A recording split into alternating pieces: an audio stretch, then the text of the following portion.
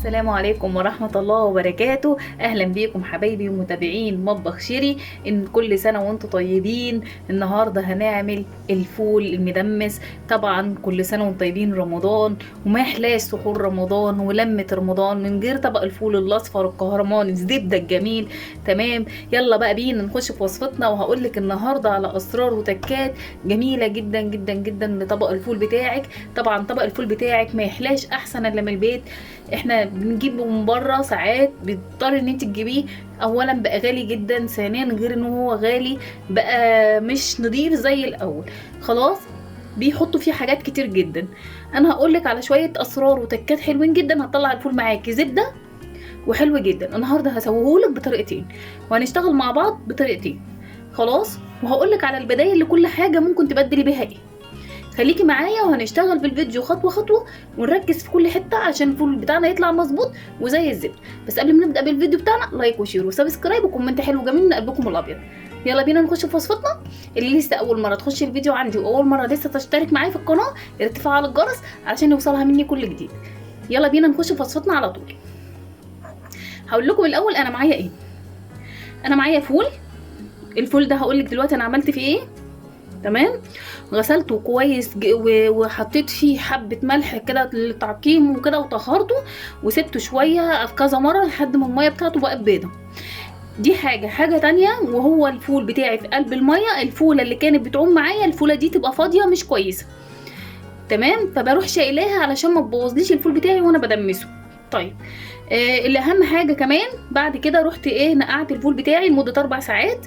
لما زي ما انتم شفتوا كده، اهم حاجه عندي في الفول بتاعي زي ما انتم شايفين الفوله بتاعتي تكون مادام سبتها تتنقع مفيش حاجه اسمها يوم اللي القشره بتاعتك هتفصل عن الفوله. خلاص، بروح عامله كده ادوس كده الفوله بتاعتي ناشفه زي ما هي. خلاص الفوله تكون ناشفه. معايا بقى معايا العدس بتاعي، ومعايا جزر، ومعايا فول اللي هو الفول المدشوش اللي هو فول بصاره. طيب ايه بديل الفول بتاعي ده؟ ممكن تحطي رز، ان النص كيلو ما يقلش عن معلقتين، لكن زودي براحتك زي ما انت عايزه. معايا هنا دي قطعه من البطاطا الحمراء انا بشراها زيها زي زي الجزر. شايفين حتى الفرق باين بينهم. معايا هنا ورقتين لوري، ذره من جوز الطيب. هجيب بقى انا هسوي النهارده بطريقتين. هنشتغل ازاي هقولك. هحط الحله هنا وهجيب الدماسه بتاعتي وهبدا انزل بالفول بتاعي.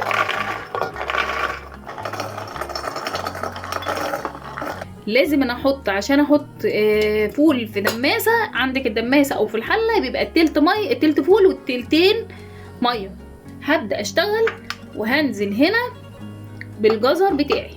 احط بقى الجزر بتاعي هنا. انا هقولك على طريقتين. لو انت مش نقع الفول غير مثلا ساعه ولا حاجه، ينفع تحطيه على النار وتسيبيه ياخد غلوه بالميه بتاعته. خلاص. طيب لو انت نقعاه زي ما انا منقعاه كده، خلاص انا هحط كل حاجه على على الحله بتاعتي او على الدماسه بتاعتي.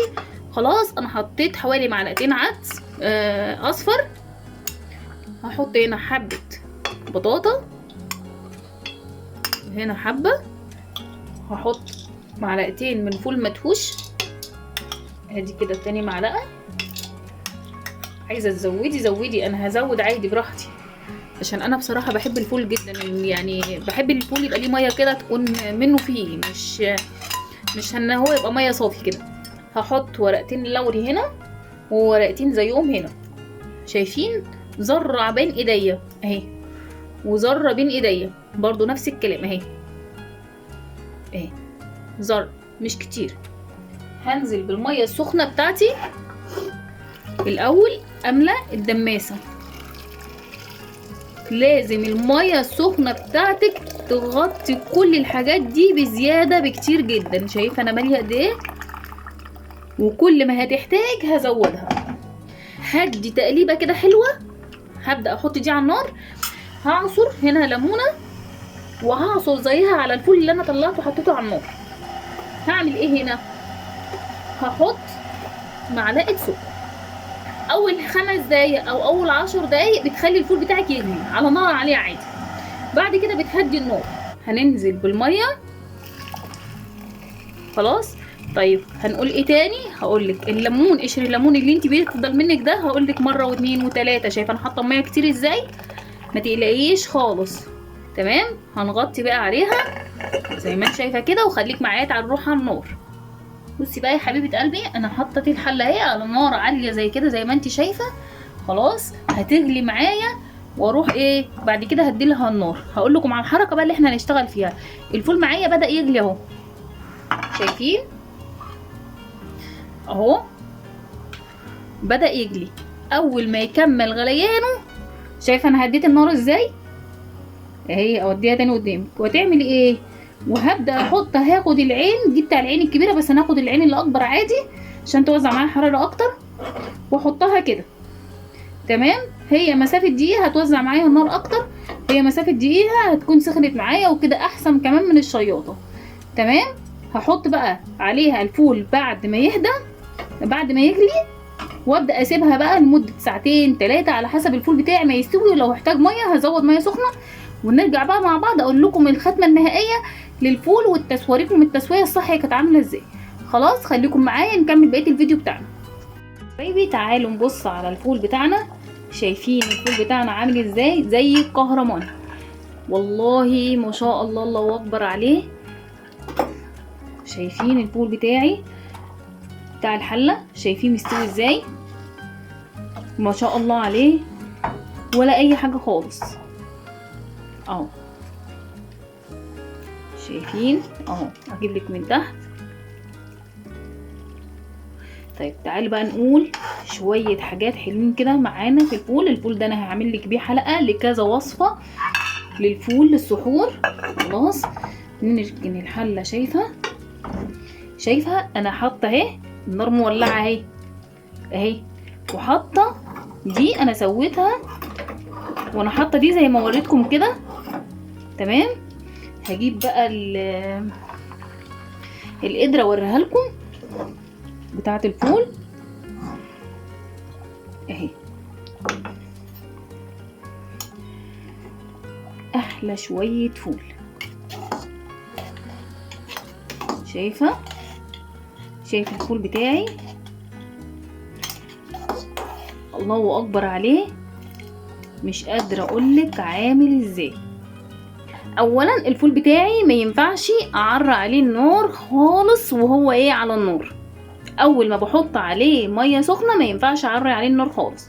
ليه؟ عشان الفول بتاعي ما يسودش. ده اولا. ثانيا الفول بتاعي المعلقه السكر اللي انا حطيتها للفول بتاعي ساعدت على التسويه، وفي نفس الوقت كمان بتدي زي ماده حافظه للفول. ما تحطيش طماطم، الطماطم والبصل بيحمضوا الفول معاكي بسرعه، ما بيقعدش معاك وقت اطول في التلاجة. الدماسه دي تقعد معاكي كده اسبوع على الرف في التلاجة، ما يجرالهاش اي حاجه خالص خالص، ولا يجرالها اي حاجه. انتي ممكن تعمليه بالفول، تستغني عن العدس عادي، تستغني عن بعض الاضافات اللي انا عاملاها، بس انا حبيت بس اعمل نكهات للفول بتاعي.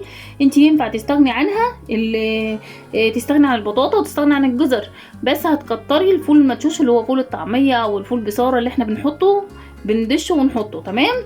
مش هتحطي لا جزر ولا هتحطي بطاطا، هتضطري ان انتي تنقعيه من قبلها بيوم. هتنقعي الفول المدشوش قبلها بيوم وتغسليه كويس ويبقى منقوع قبلها بيوم. تمام. طيب ايه تاني؟ الميه السخنه. ليه الميه السخنه؟ علشان الفول بتاعي ما يجرمش مني، وعلشان في نفس الوقت ما يسودش معايا بعد كده وانا بشتغل فيه وانا بعمله. خلاص.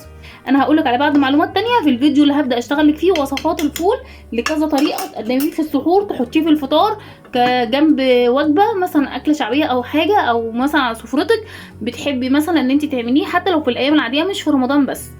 خلاص. يلا بقى اسيبكم في رعايه الله. لايك وشير وسبسكرايب وكومنت حلو جميل منك بدعوه حلوه. ما تنسيش الدعوه الحلوه علشان طبق الفول الجميل دي ده. هتدعي لي لما تفتكريني ان شاء الله وانت بتتسحري.